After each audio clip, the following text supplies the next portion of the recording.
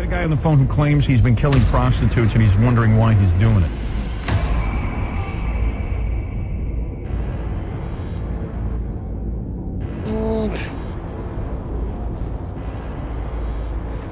Took my daughter in that room, and you couldn't tell me, you couldn't show me.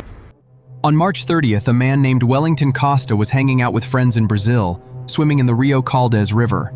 But what they might not have realized was that the river had recently seen a ton of rainfall, which made the current way stronger than normal. And this river is known for being filled with sharp rocks. Still, Costa, being the adventurous guy he was, didn't think twice before jumping in. Sadly, he never made it back out. Even though his friends were just a few feet away, they couldn't find him. And while this clip isn't graphic, it's deeply unsettling. Knowing you're watching someone's final moments. It's a haunting reminder of how dangerous murky water can be.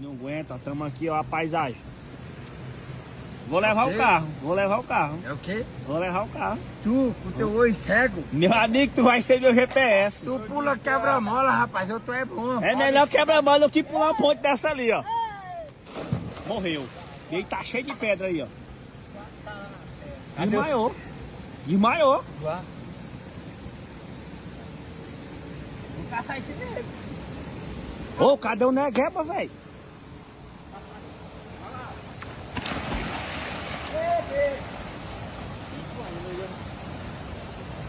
Ô, negueba! Desmaiou, mano. Desgraçado.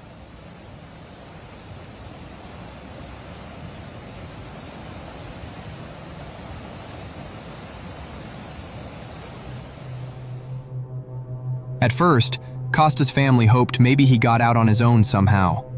But a few days later, they found his body nearly a mile downstream. Although there's no official cause confirmed, it's likely he hit his head when he dove in, and the heavy current swept him away before anyone could help. So next time you're near water like that, don't dive in. It's not just the rocks you need to worry about, but those unseen currents too. A guy named Joe, who runs the Faithful Trailblazer TikTok page, was chatting with his uncle when something came up that totally shook him. His uncle told him he caught something weird on his Ring camera, something he couldn't explain. When Joe saw the footage, he was frozen in disbelief.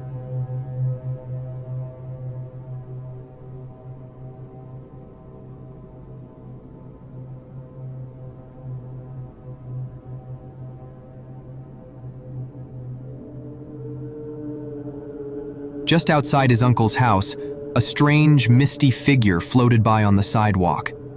It had a human shape, but no solid form, almost like it was made of smoke.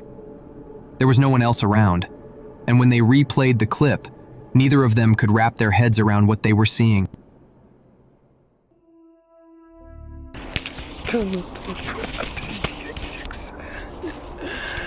Oh, Jesus, Lord. Oh, gross. On August 15th, 2014, a woman named Anna Matskovich would vanish, just disappear. But before that, she had been posting online under the name Refbatch. Most of her videos showed her performing these emotional interpretive dances. Anna was once a rising singer and dancer from Russia.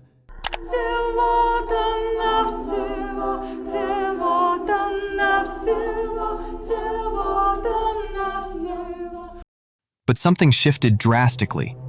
She began uploading thousands, literally over 10,000, videos over about 2 years to her YouTube channel. Some people thought her odd behavior was just a form of artistic expression. Others believed it was a serious mental health issue. Over time, Anna's condition seemed to get worse. She lost noticeable weight, and her speech became slower and slurred to the point where it was hard to understand her.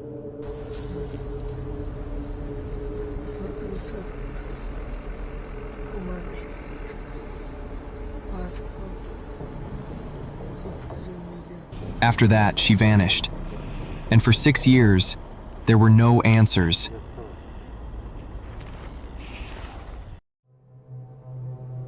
On November 5th, 2024, a man named DeAndre Johnson showed up at the Arizona Department of Child Safety.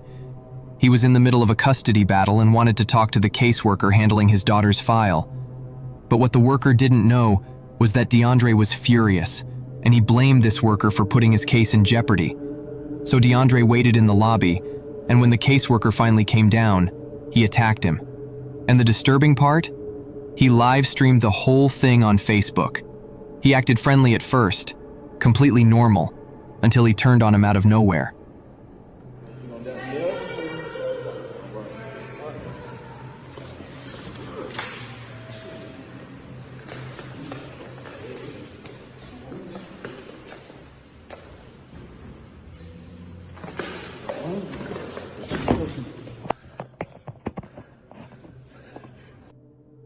You was dead man.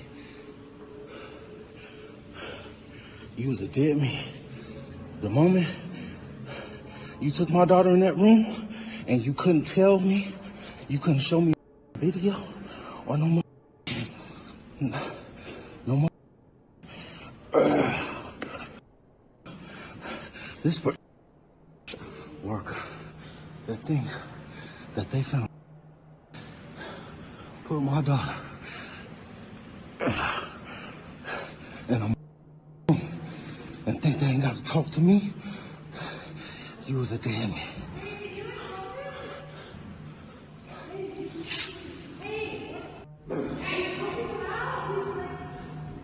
Release right now. You want to go to jail? I'm already ready to go to jail. Go ahead, call the cops. I'll be waiting.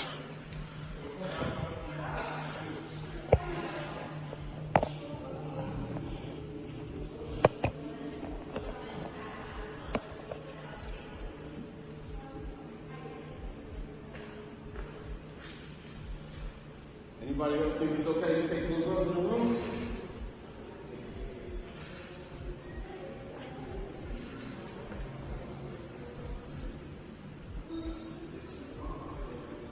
Anybody else think it's okay? Huh? Is it okay to take little girls in the room? It's not. I'm in a position. Y'all, in the room, this will happen to you. You still breathing? Back up.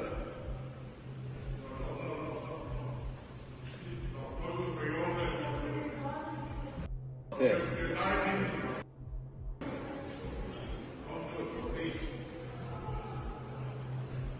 No. I called the cops already. And they didn't want to do nothing. I couldn't. Nobody take my daughter. No, I didn't. He's still breathing.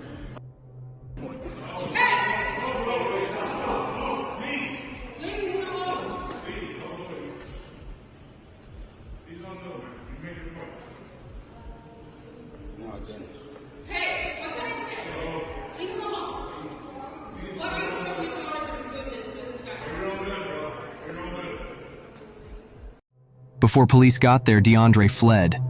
3 hours later, they caught up with him and ended up in a high-speed chase before taking him into custody. Thankfully, the caseworker survived, but his doctors say he came extremely close to dying. DeAndre now faces a long list of charges: attempted first-degree murder, aggravated assault, and fleeing from law enforcement.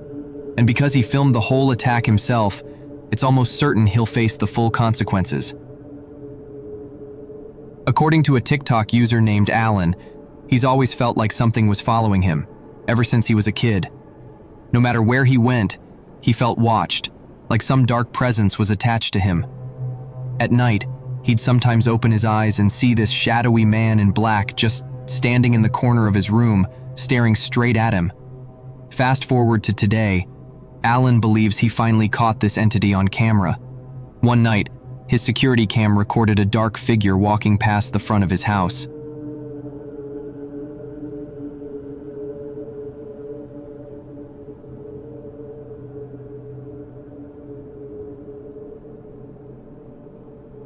This black silhouette just sort of appears, moves to the right, but never comes out the other side. Watching the footage brought back all those chilling memories from his childhood. It left him feeling shaken, like whatever haunted him back then might still be around. On June 6th, Heather Paul captured something on her Ring doorbell camera that she still can't explain. Normally, strange Ring footage can be brushed off, but this one felt different. Real. Heather lives just under a mile from the old Byberry Mental Hospital, a place infamous for the abuse of its patients, who were all struggling with mental illness. Back in the early 1900s, the founders believed people like that should be isolated from normal society, and the place developed a dark reputation.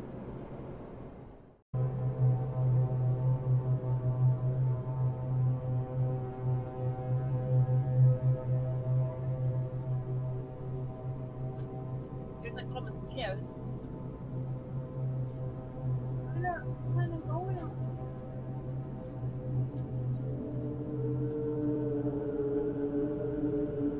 What?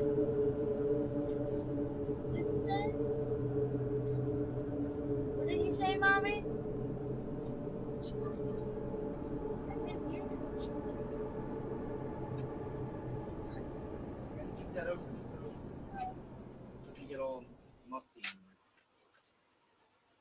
You can't tell me it's not good.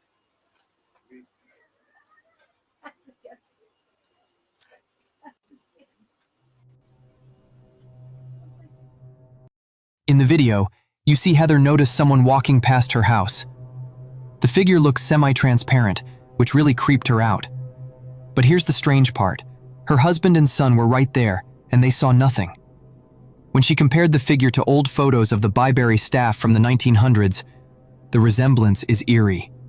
Though the hospital was eventually torn down, by the 90s it had become known for paranormal activity and even rumors of satanic rituals. Heather later shared stories of her own exploring the site. If you're curious, you can check her profile for more. There's a guy on TikTok named Tony who runs a page called Dude, My House is Haunted, and based on what he's experienced, the name fits. He's been dealing with some kind of dark presence in his home for years now. At the height of the activity, he'd hear footsteps with no one around, see ghost-like figures, and once even had knives thrown at him out of nowhere. Tony believed the spirit might be a child, so he placed a ball in front of a security camera to test it. What he caught on film? Chilling.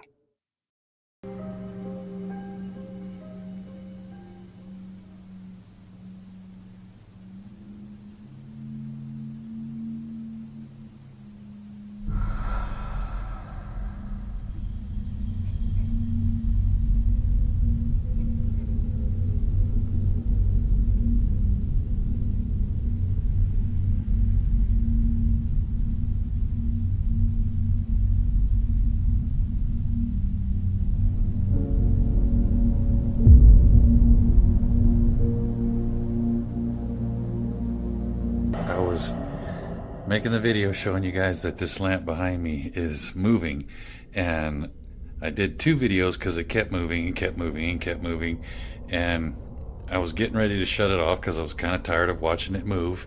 And as soon as I went to hit the phone and turn it off, the light came on. I kid you not, I gotta look and see if I caught it, but the freaking light came on, this light right here, and it's still moving.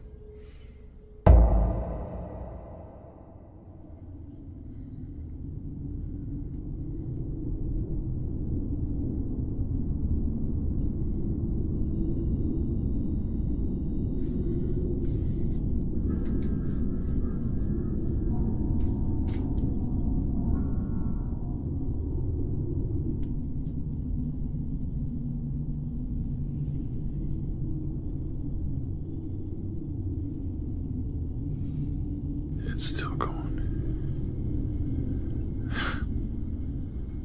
It's been moving for a while. There's no strings on the wall, that's just the chain. And I'm not touching it. Okay, as you can see, it's a little after 3 o'clock. And I'm hearing kids outside playing. If you listen close, you can hear them. But I've been hearing what sounds like a kid in the house. I know it's probably just an echo from them. Over here, see, I can hear those kids out there. These are some masks my friend got me from Argentina. See, I can hear those kids. Let me move in here. See, you can hear them a little better. They're over behind my backyard. Let me move into the kitchen here. And you can see you can hear them out there pretty good. Somebody mowing their yard. See, that sounded like that was in here. I swear it sounds like it's coming from in here. There's nothing in the bathroom.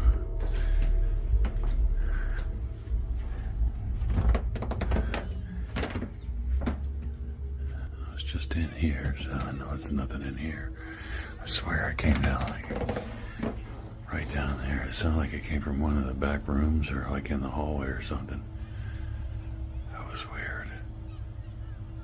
What is that? Mowing their yard. See, that sounded like mowing their yard. Mowing their yard. See, that sounded like that was in here. What is that? You gotta be kidding. You gotta be. What is that? What is that? You gotta be kidding. You gotta be. A creepy voice suddenly came through, clear as day, speaking right from inside the house. But here's the kicker. Tony was completely alone. That voice couldn't be explained, and it left him totally speechless. On August 13th, 1997, a man going only by Clay called into the Howard Stern show, claiming he had murdered 12 women in New Orleans using strangulation and blunt objects. Most people thought it was just a hoax or a sick prank. But here's where things get weird. During the 90s, there really was a serial killer in New Orleans known as the Storyville Slayer, who killed at least 12 sex workers. Only 2 suspects were ever named. One of them was convicted of a single murder, which means the rest remain unsolved.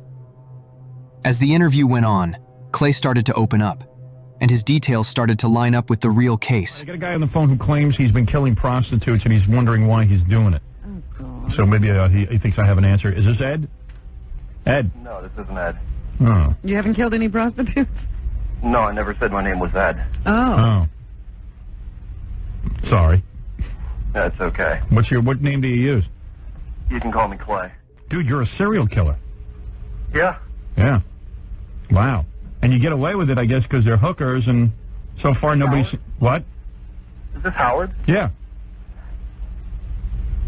Hello? Hello? I didn't know this was Howard. Yeah, it's Howard. Of course. Yeah. Yeah. No, I've never killed a kitten.